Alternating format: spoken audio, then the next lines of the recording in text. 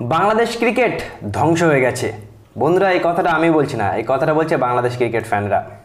তারা আরও একটা কথা বলছে যে ক্রিকেটের জন্ম হয়েছে ইংল্যান্ডে, কিন্তু ক্রিকেটের মৃত্যু হবে বাংলাদেশে। তারা এত বড় স্টেটমেন্ট দিচ্ছে। তারা তাদের ক্রিকেট টিমকে মায়ের দোয়া ক্রিকেট টিম বলে আখ্যা দেয়। মানে কতটা কষ্ট পেলে নিজের দেশের টিমকে এমন বলে তাদের দেশের ক্রিকেট ফ্যানরা। কাল আমেরিকার সাথে আবারও হেরে গেল বন্ধুরা দ্বিতীয় টি-20 ম্যাচে। আর এর সাথে সাথে বাংলাদেশ টিম আমেরিকার মতো টিমের সাথে সিরিজটা হেরে গেল এক ম্যাচ আগেই। আর এই ম্যাচ হারের পরে বাংলাদেশ ক্রিকেট ফ্যানরা সত্যি হতাশ, নিরাশ।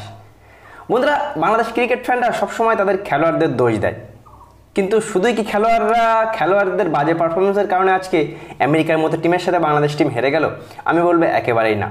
এই আজকে বাংলাদেশ টিমের এই যে ধ্বংসের মূল কারণ বাংলাদেশ ক্রিকেট বোর্ডও। কিন্তু বিগত 10 বছরের উপরে বাংলাদেশ ক্রিকেটকে ফলো করছি। Bangladesh cricket board Bangladesh cricket টিমকে মিরপুরে 150 রানের উইকেটে খেলিয়ে পুরো ধ্বংস করে দিয়েছে বন্ধুরা। আমি বলবো বাংলাদেশ টিমের মানসিকতা বদলাতে হবে। আমি এর আগেও একটা ভিডিওতে বলেছিলাম প্রথম টি-20 ম্যাচটা হারের পরে, যে বাংলাদেশ ক্রিকেট টিমের মানসিকতাটা যতদিন না বদলাবে, মডার্ন ডে টি-20 স্টাইল তারা যতদিন না ক্রিকেট খেলবে, তারা কিন্তু জিততে পারবে না। 144 রান করতে পারলো না বাংলাদেশ ক্রিকেট টিম। মানে ভাবতে পারছো বন্ধুরা, 144 রান, যেখানে একটা সময় বাংলাদেশের 47 বলে 47 রান, লাস্ট 3 ওভারে 18 বলে এরকম এমন 20 রান, মানে একবারে বল টু বল রানও যদি বাংলাদেশ টিম না করতে পারে, তাহলে তারা আগামী দিনে টি-20 খেলবে কি করে?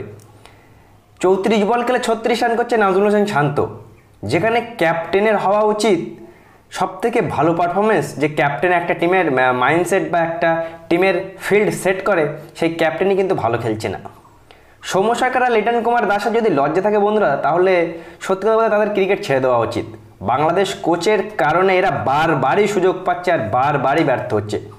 সৌম্য সরকারের সত্যি কথা বলতে বন্ধুরা, মানে একটু হলেও তো লজ্জা হওয়া উচিত যে একটা কোচ আমাকে অন্যান্য প্লেয়ারদের থেকেও সবসময় সাপোর্ট করছে, বারবারই আমাকে সুযোগ দিচ্ছে, আর আমি তার পরিণামে কি দিচ্ছি? 0 রান করে আউট, 1 রান করে আউট, 2 রান করে আউট, জঘন্য ক্রিকেট শট খেলে আউট। ক্রিকেটার বাংলাদেশ ফ্যানদের থেকে আর কোনোদিন কোনো আশা করছে না। তারা হতাশ, নিরাশ এই পারফরমেন্স দেখে। আমেরিকা, বুঝতে পারছো, আমেরিকার আগে একমাত্র আয়ারল্যান্ডকে হারিয়েছিল। বাংলাদেশ টপ 10 টিম, আর আমেরিকা কোথায় বন্ধুরা? লাস্টের দিকে টিম। সেই আমেরিকার কাছে গিয়ে এমন জঘন্যভাবে হেরে যাবে, এমন জঘন্য ব্যাটিং করে।